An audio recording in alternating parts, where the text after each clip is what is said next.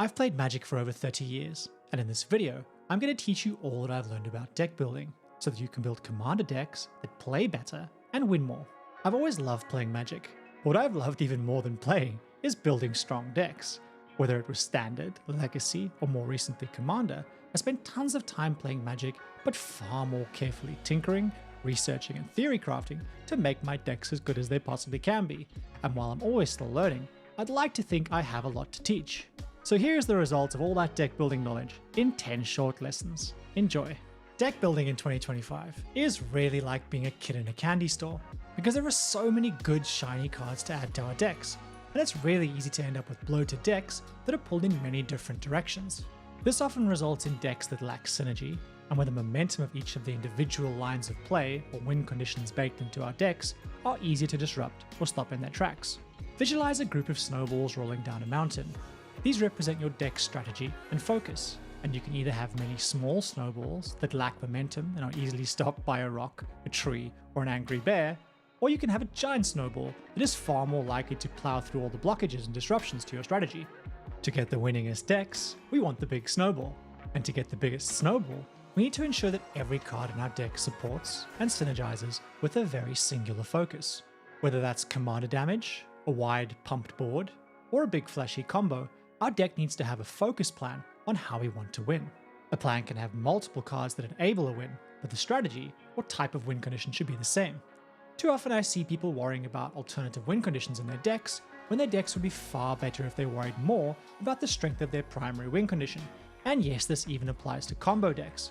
Rather than diluting our deck with different combo lines, simply build in resilience for our main strategy. This focus will ensure your deck does the thing with enough resilience to survive bad draws, too many board wipes, or ample table politics. Nothing ruins our judgment more than the sweet dopamine high of a highly situational play that works out. That niche card or elaborate combo is great the one time that it works, but it often clouds our judgment about the 9 games where we crashed and burned instead. It's for this reason that you should choose a guaranteed good thing over a maybe great thing.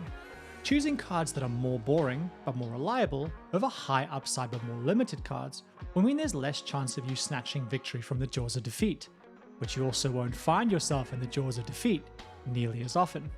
Commander games are a battle between what the players think is going to happen and what actually ends up happening. Anytime you can do your very best Loki cosplay and mess with this balance, the likelier you are to emerge triumphant.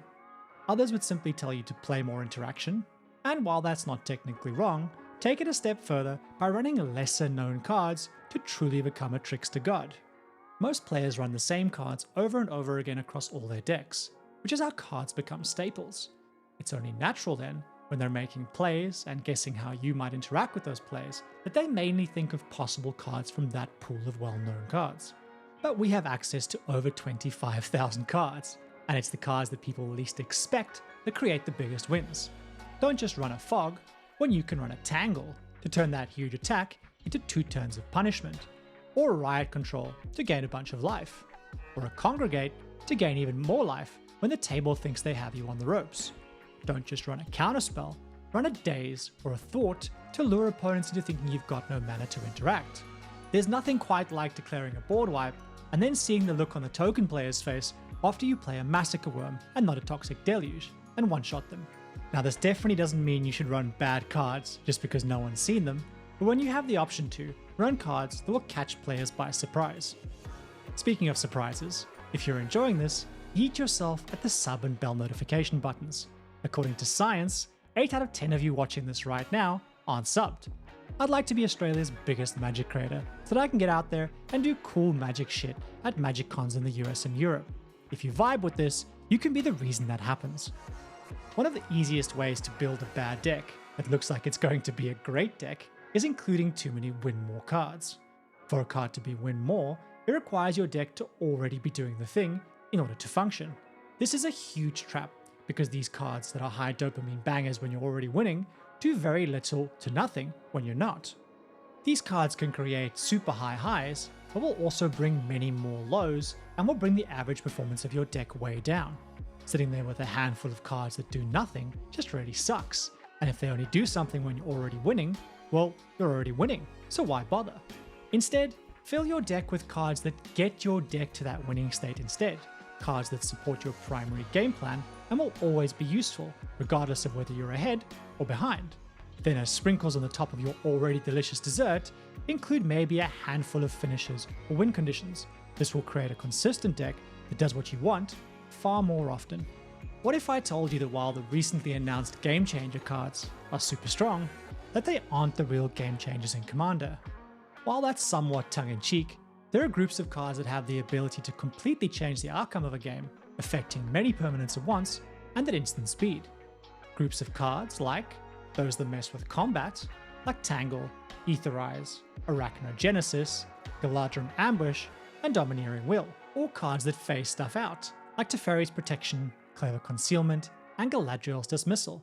And a special note that Galadriel's Dismissal does double duty as it can phase your opponent's stuff away too, acting as a fog or clearing the board so they can't block. There's also our Old Faithful protection cards, like Dawn's Truce, Flare of Fortitude, Flawless Maneuver, and Heroic Intervention.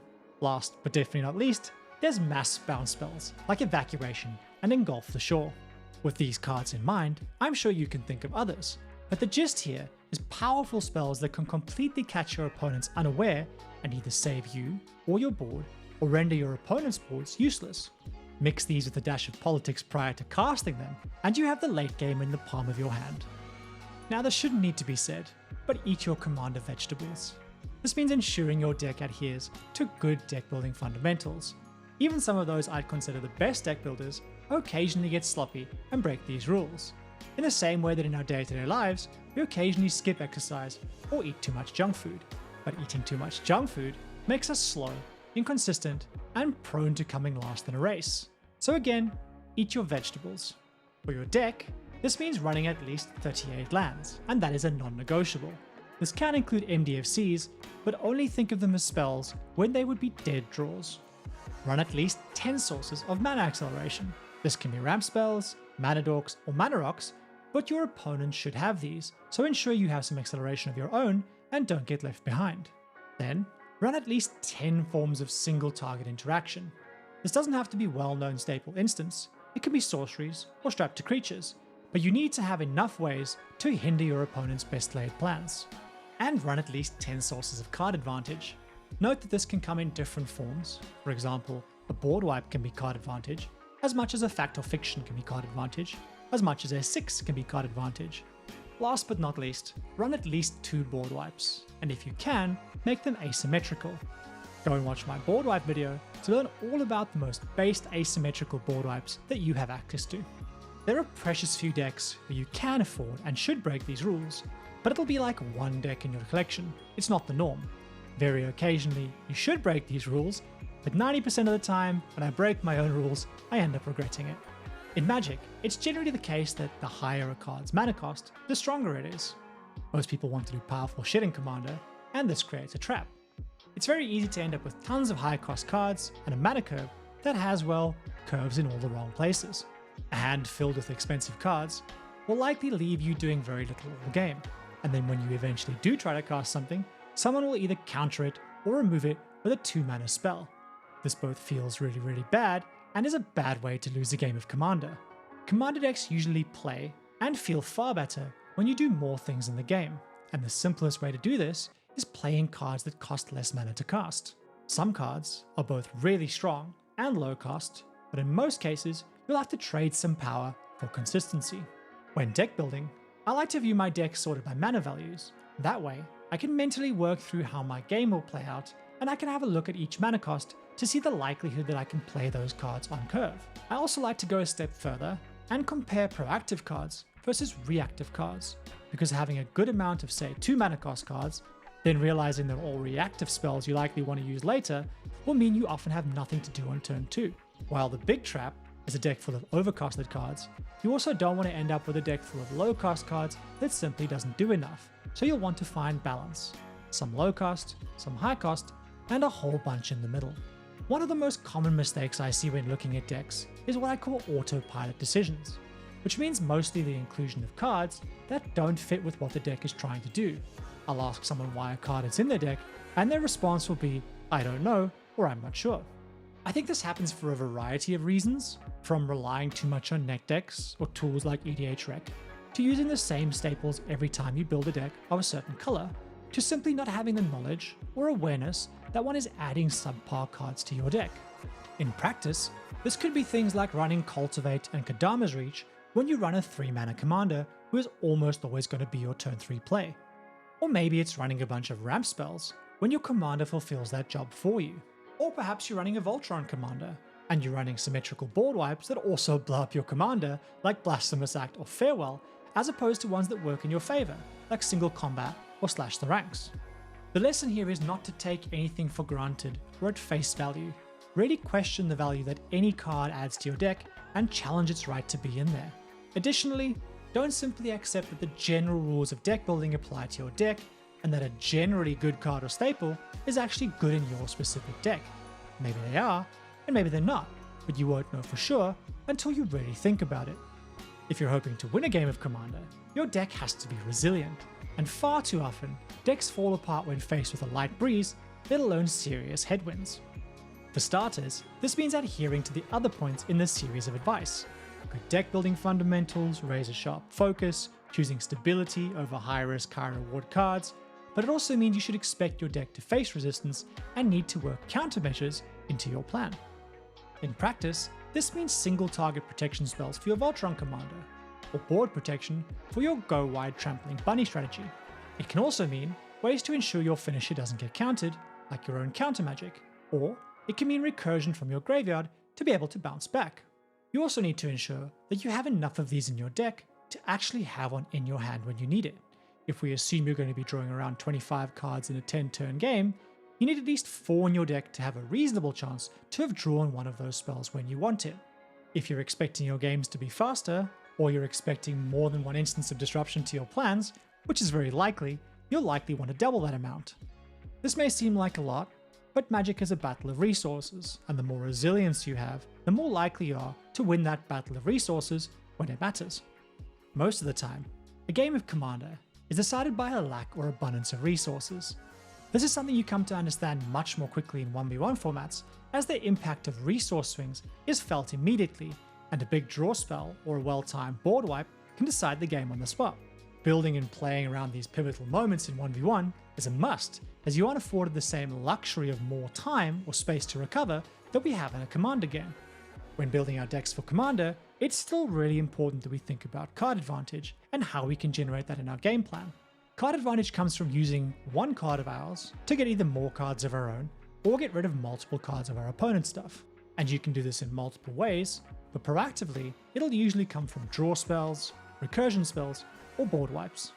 Which of these types you run and how many of them you run will depend on your commander and your deck strategy, but you will typically want at least 10 ways of generating card advantage. In a go-wide creature-heavy deck, card draw could look like Garruk's Uprising or Mentor of the Meek. In a Voltron deck, where you have a big commander, that could look like Hunter's Insight or Rishkar's Expertise. In a control deck, that could be a draw spell like Fact or Fiction or Dig Through Time, or a board wipe like Austere Command or Farewell. The same is true of other categories of card advantage generating cards, like Recursion, and you should be able to easily find enough good cards that both suit your strategy and your card advantage mission. Just remember that card advantage is quietly winning your Commander games. As a bonus point, if you want to win more games of Commander, go and build some budget decks. I can't stress enough how this will act as a hyperbolic time chamber or Rock Lee's training weights moment for you. When building a good budget deck, you have reduced options, and this will force you to make better choices and use all your newfound knowledge and skills if you want to end up with a good deck. Your budget deck building adventures will then act as an amplifier for when you go back to big money cardboard and more expensive decks. If you've enjoyed this, go and watch my video about how to win more by playing better. And in contrast with all this talk about winning, I've also made tons of content about having and creating more fun in Commander, so please don't come for me in the comments. There's tons more I could go into, but for now, I hope this helps you be more competitive in your next Commander game.